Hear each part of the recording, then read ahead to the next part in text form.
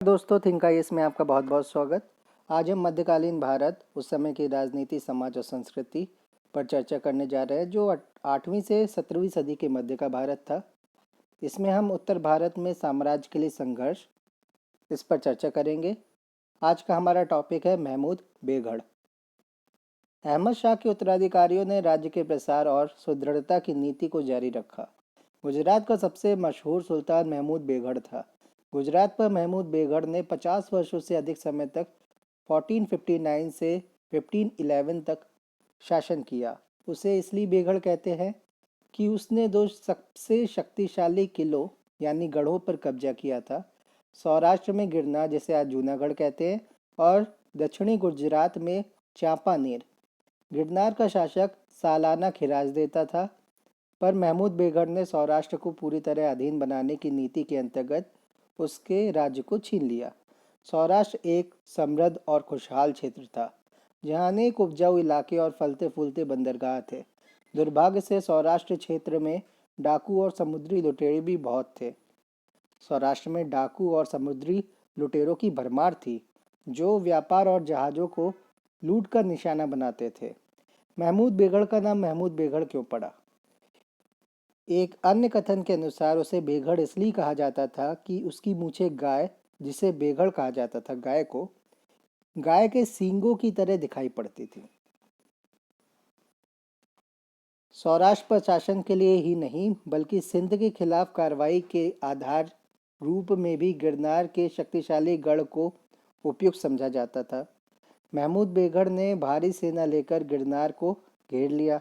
हालांकि गढ़ के अंदर राजा के पास कुछ तोपें थीं, पर उसने बहादुरी से सामना किया, लेकिन कोई लाभ नहीं हुआ। कहते हैं कि यह अगम्य किला गद्दारी के कारण जीता गया। गिरनार के राजा ने अपने एक कामदार यानी मंत्री की पत्नी को जबरन रख लिया था, अतः उसने गुप्त रूप से अपने स्वामी के पतन के लिए षड्यंत्र किया। किले के पतन के बाद राजा ने इस्लाम अपना लिया और उसे सुल्तान की सेवा में शामिल कर लिया गया।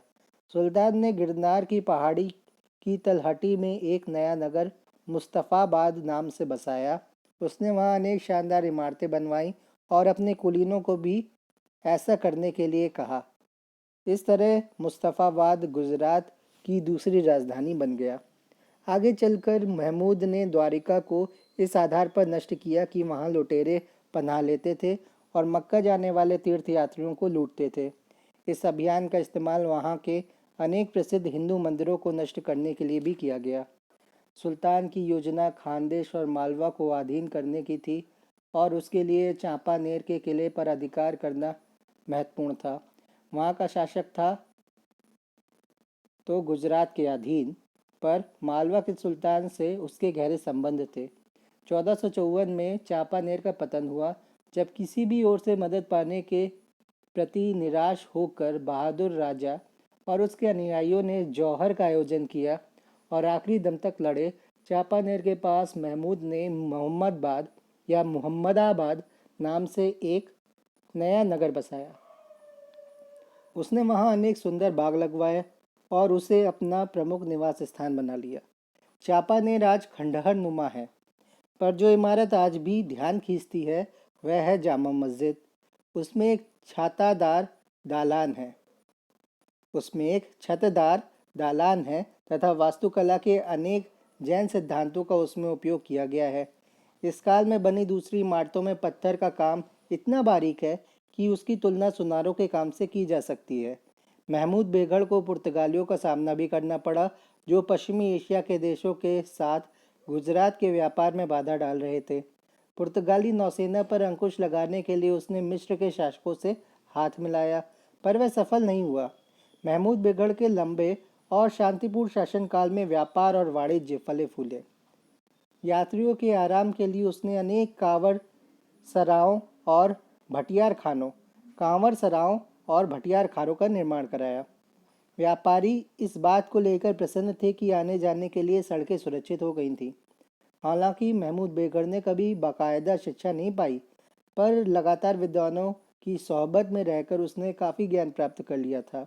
उसके काल में अनेक पुस्तकों के अरबी से फारसी में अनुवाद हुए। उसका दरबारी कवि उदयराज था, जो संस्कृत में काव्य रचना करता था। महमूद बेगड़ का हुलिया जोरदार था, लहराती हुई दाढ़ी जो कमर तक पहुंचती थी और मूछें इतनी लंबी थी कि वह उसे सर पर बांध लेता था। बारबौसा नाम के एक यात्री के अनुसार बचपन में महमूद को जहर पर पाला गया था, जिसके कारण अगर उसके हाथ पर एक मक्खी भी बैठ जाती थी तो सूजकर फौरन मर जाती थी। महमूद बेगड़ अपने भयानक पेटूपन के लिए मशहूर था। कहते कि नाश्ते में वह एक प्याला शहद, एक प्याला मक्खन और 100 से 150 तक मोटे केले लेता था। वह प्रतिदिन 10 से 15 किलो खाना खाता था और कहा जाता है कि उसके तकिए के दोनों तरफ मांस से भरे समोसों की तख्तियां रखी जाती थी कि कहीं रात में भूख लगे तो वह खा सके। महमूद बेगड़ के काल में गुजरात का राज्य अपनी अधिकतम सीमा तक पहुंचा और देश के सबसे शक्तिशाली और सुशासित क्षेत्रों में से एक बनकर उभरा। आगे उसकी शक्ति इतनी बढ़ गई कि वह मुगल बादशाह हुमायूं को भी चुनौती देने लगा। धन्यवाद।